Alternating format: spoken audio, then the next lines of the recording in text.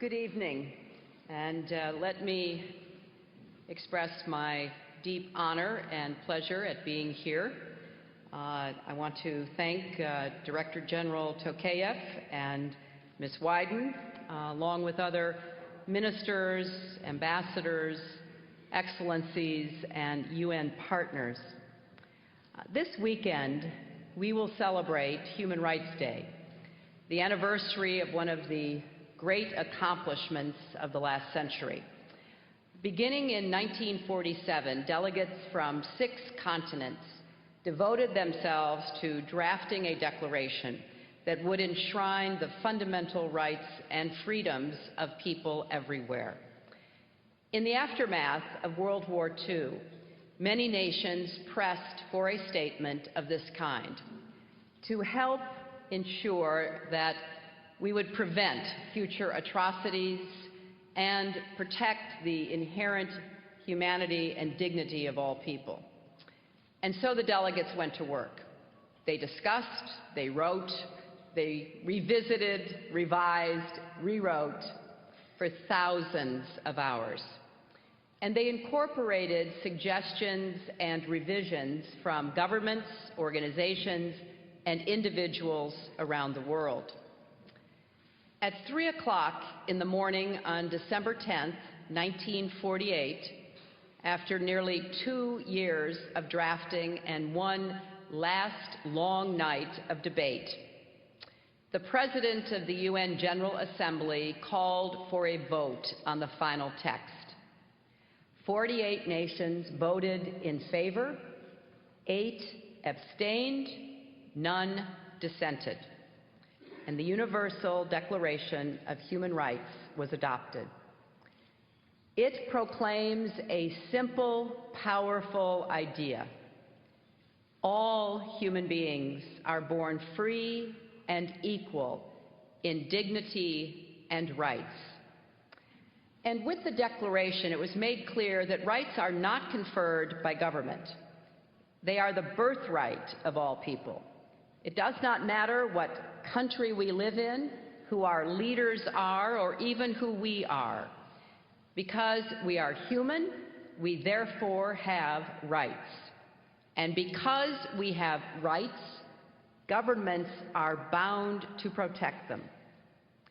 In the 63 years since the Declaration was adopted, many nations have made great progress in making human rights a human reality.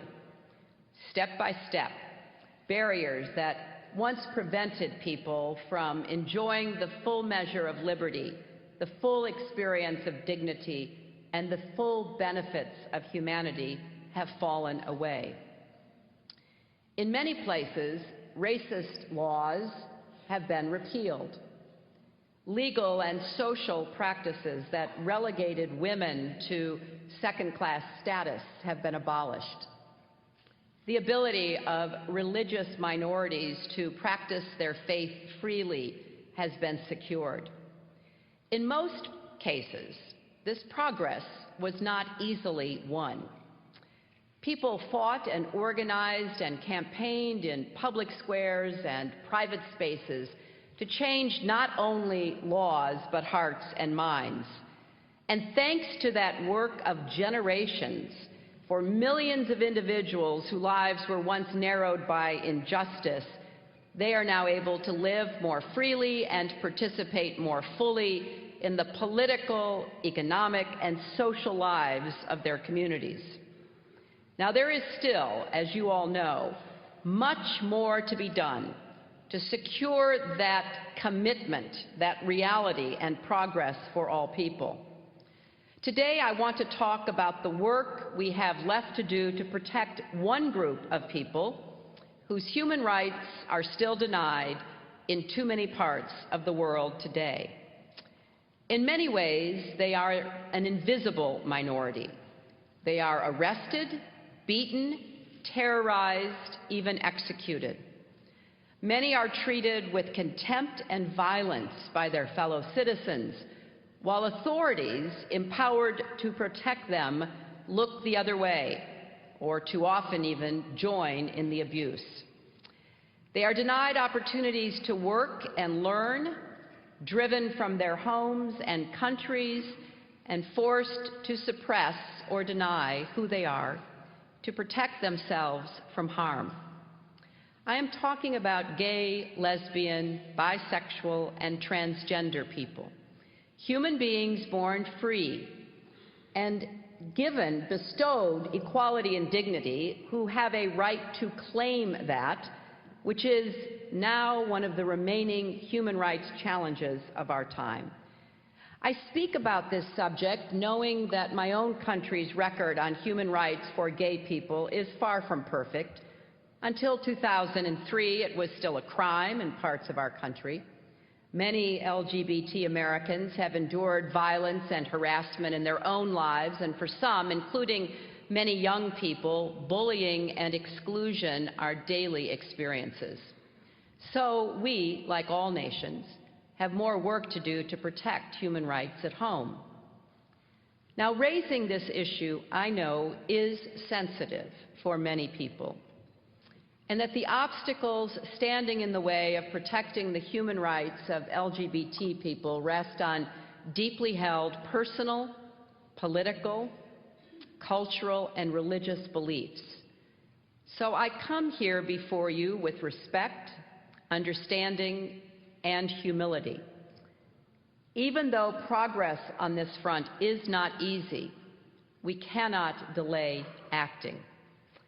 So in that spirit, I want to talk about the difficult and important issues we must address together to reach a global consensus that recognizes the human rights of LGBT citizens everywhere. The first issue goes to the heart of the matter. Some have suggested that gay rights and human rights are separate and distinct, but in fact, they are one and the same. Now, of course, 60 years ago, the governments that drafted and passed the Universal Declaration of Human Rights were not thinking about how it applied to the LGBT community. They also weren't thinking about how it applied to indigenous people or children or people with disabilities or other marginalized groups. Yet in the past 60 years, we have come to recognize that members of these groups are entitled to the full measure of dignity and rights because, like all people, they share a common humanity. This recognition did not occur all at once. It evolved over time. And as it did, we understood that we were honoring rights that people always had, rather than creating new or special rights for them. Like being a woman, like being a racial, religious, tribal, or ethnic minority, being LGBT does not make you less human. And that is why gay rights are human rights and human rights are gay rights. It is a violation of human rights when people are beaten or killed because of their sexual orientation, or because they do not conform to cultural norms about how men and women should look or behave. It is a violation of human rights when governments declare it illegal to be gay or allow those who harm gay people to go unpunished. It is a violation of human rights when lesbian or transgendered women are subjected to so-called corrective rape or forcibly subjected to hormone treatments, or when people are murdered after public calls for violence toward gays, or when they are forced to flee their nations and seek asylum in other lands to save their lives. And it is a violation of human rights when life-saving care is withheld from people because they are gay, or equal access to justice is denied to people because they are gay, or public spaces are out of bounds to people because they are gay. No matter what we look like, where we come from, or who we are all equally entitled to our human rights and dignity. The second issue is the question of whether homosexuality arises from a particular part of the world. Some seem to believe it is a Western phenomenon, and therefore people outside the West have grounds to reject it.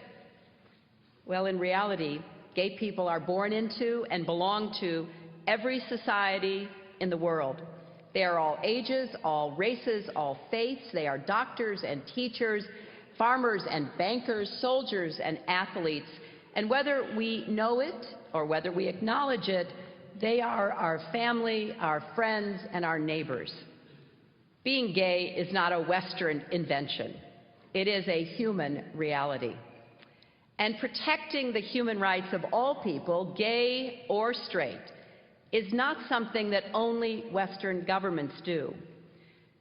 South Africa's constitution, written in the aftermath of apartheid, protects the equality of all citizens, including gay people. In Colombia and Argentina, the rights of gays are also legally protected. In Nepal, the Supreme Court has ruled that equal rights apply to LGBT citizens. The government of Mongolia has committed to pursue new legislation that will tackle anti-gay discrimination. Now, some worry that protecting the human rights of the LGBT community is a luxury that only wealthy nations can afford. But in fact, in all countries, there are costs to not protecting these rights. In both gay and straight lives lost to disease and violence, in the silencing of voices and views that would strengthen communities, in ideas never pursued by entrepreneurs who happen to be gay. Costs are incurred whenever any group is treated as lesser or the other, whether they are women, racial or religious minorities, or the LGBT. Former President Mogai of Botswana pointed out recently that for as long as LGBT people are kept in the shadows, there cannot be an effective public health program to tackle HIV and AIDS. Well, that holds true for other challenges as well. The third and perhaps most challenging issue arises when people cite religious or cultural values as a reason to violate or not to protect the human rights of LGBT citizens. This is not unlike the justification offered for violent practices toward women like honor killings, widow burning, or female genital mutilation. Some people still defend those practices as part of a cultural tradition, but violence toward women isn't cultural, it's criminal. Likewise with slavery, what was once justified as sanctioned by God is now properly reviled as an unconscionable violation of human rights. In each of these cases, we came to learn that no practice or tradition trumps the human rights that belong to all of us. And this holds true for inflicting violence on LGBT people, criminalizing their status or behavior, expelling them from their families and communities, or tacitly or explicitly accepting their killing. Of course, it bears noting that rarely are cultural and religious traditions and teachings actually in conflict with the protection of human rights.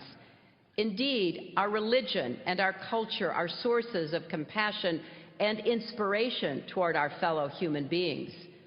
It was not only those who justified slavery who leaned on religion, it was also those who sought to abolish it. And let us keep in mind that our commitments to protect the freedom of religion and to defend the dignity of LGBT people emanate from a common source.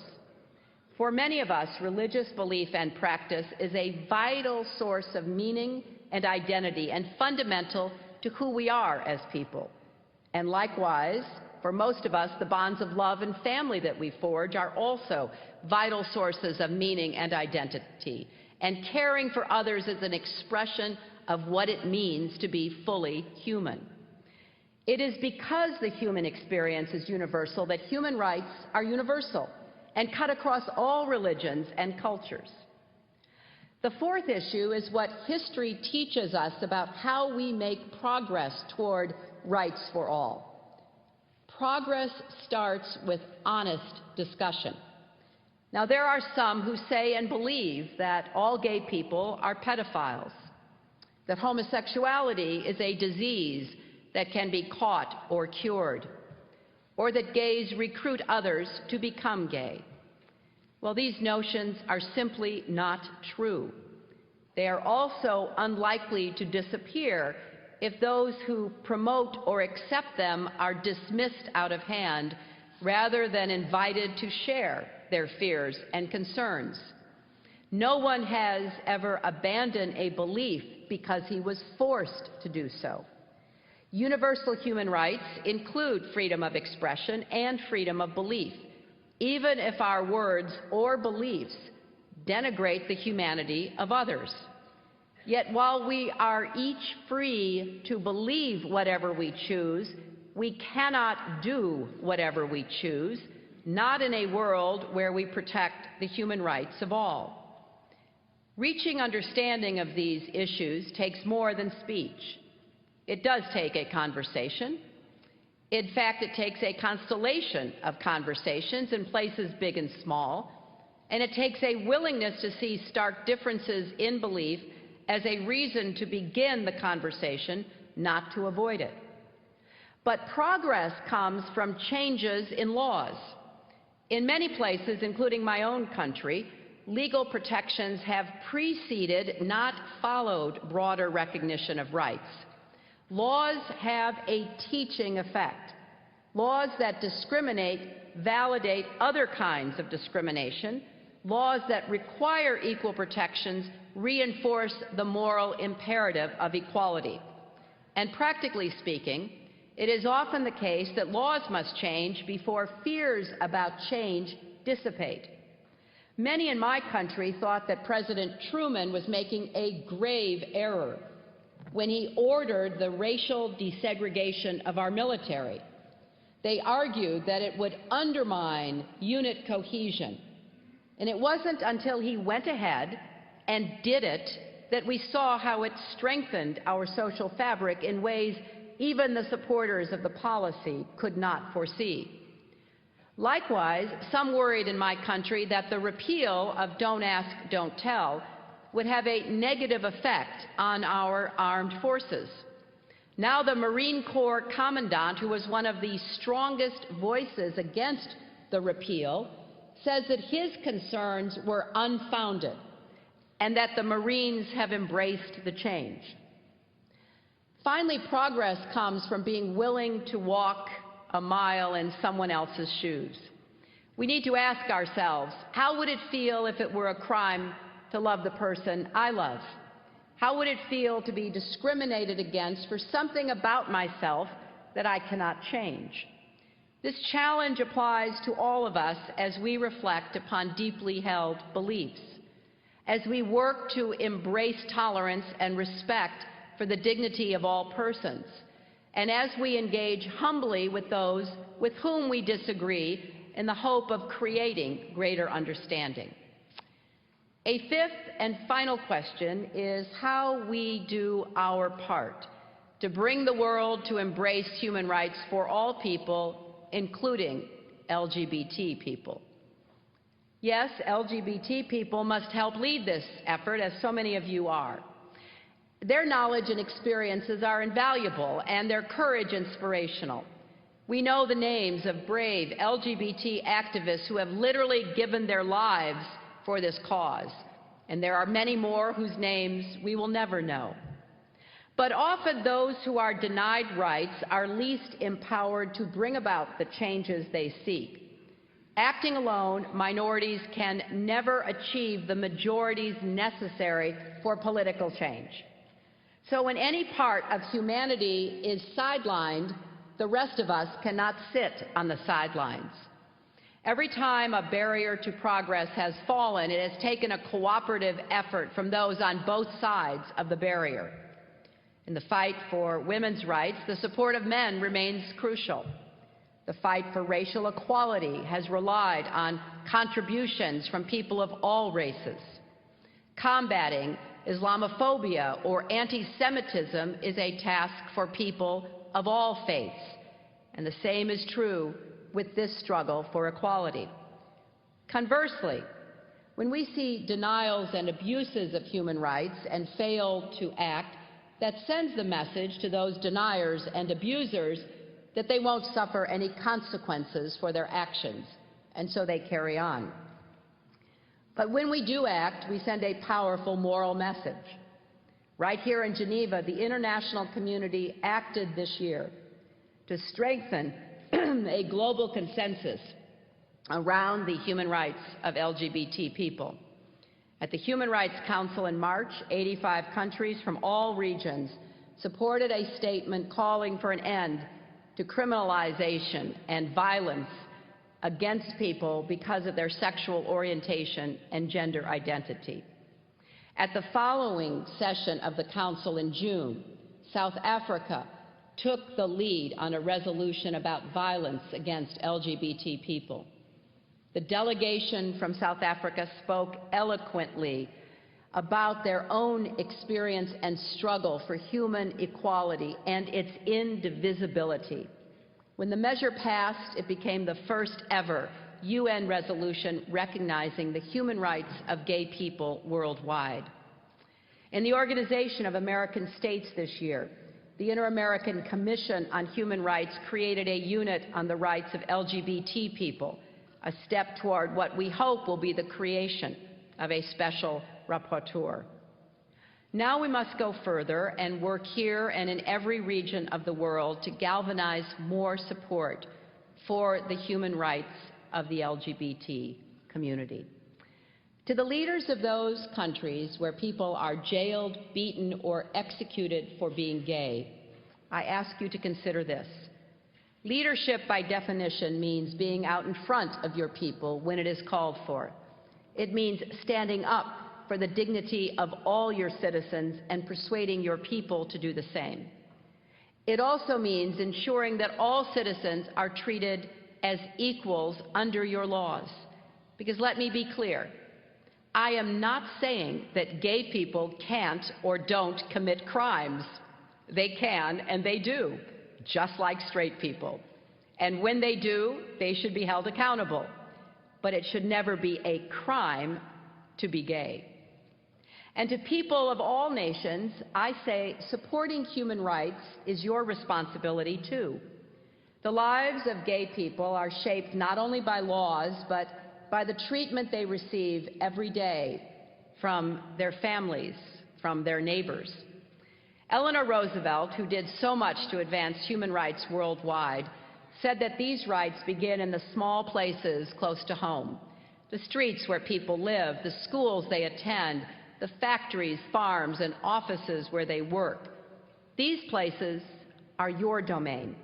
The actions you take, the ideals you advocate, can determine whether human rights flourish where you are. And finally, to LGBT men and women worldwide, let me say this. Wherever you live and whatever the circumstances of your life, whether you are connected to a network of support or feel isolated and vulnerable, please know that you are not alone. People around the globe are working hard to support you and to bring an end to the injustices and dangers you face. That is certainly true for my country, and you have an ally in the United States of America, and you have millions of friends among the American people. The Obama administration defends the human rights of LGBT people as part of our comprehensive human rights policy and as a priority of our foreign policy. In our embassies, our diplomats are raising concerns about specific cases and laws and working with a range of partners to strengthen human rights protections for all. In Washington, we have created a task force at the State Department to support and coordinate this work, and in the coming months we will provide every embassy with a toolkit to help improve their efforts. And we have created a program that offers emergency support to defenders of human rights for LGBT people. This morning, back in Washington, President Obama put into place the first U.S. government strategy dedicated to combating human rights abuses against LGBT persons abroad. Building on efforts already underway at the State Department and across the government, the President has directed all U.S. government agencies engaged overseas to combat the criminalization of LGBT status and conduct, to enhance efforts to protect vulnerable LGBT refugees and asylum seekers, to ensure that our foreign assistance promotes the protection of LGBT rights, to enlist international organizations in the fight against discrimination, and to respond swiftly to abuses against LGBT persons. I'm also pleased to announce that we are launching a new Global Equality Fund that will support the work of civil society organizations working on these issues around the world. This fund will help them record facts so they can target their advocacy, learn how to use the law as a tool, manage their budgets, train their staffs, and forge partnerships with women's organizations and other human rights groups. We have committed more than $3 million to start this fund, and we have hope that others will join us in supporting it. The women and men who advocate for human rights for the LGBT community in hostile places, some of whom are here today with us, are brave and dedicated and deserve all the help we can give them. We know the road ahead will not be easy. A great deal of work lies before us. But many of us have seen firsthand how quickly change can come. In our lifetimes, attitudes toward gay people in many places have been transformed. Many people, including myself, have experienced a deepening of our own convictions on this topic over the years, as we have devoted more thought to it, engaged in dialogues and debates, and established personal and professional relationships with people who are gay. This evolution is evident in many places. To highlight one example, the Delhi High Court decriminalized homosexuality in India 2 years ago, writing, and I quote, "If there is one tenet that can be said to be an underlying theme of the Indian Constitution, it is inclusiveness." There is little doubt in my mind that support for LGBT human rights will continue to climb. Because for many young people, this is simple. All people deserve to be treated with dignity and have their human rights respected, no matter who they are or whom they love. There is a phrase that people in the United States invoke when urging others to support human rights: be on the right side of history.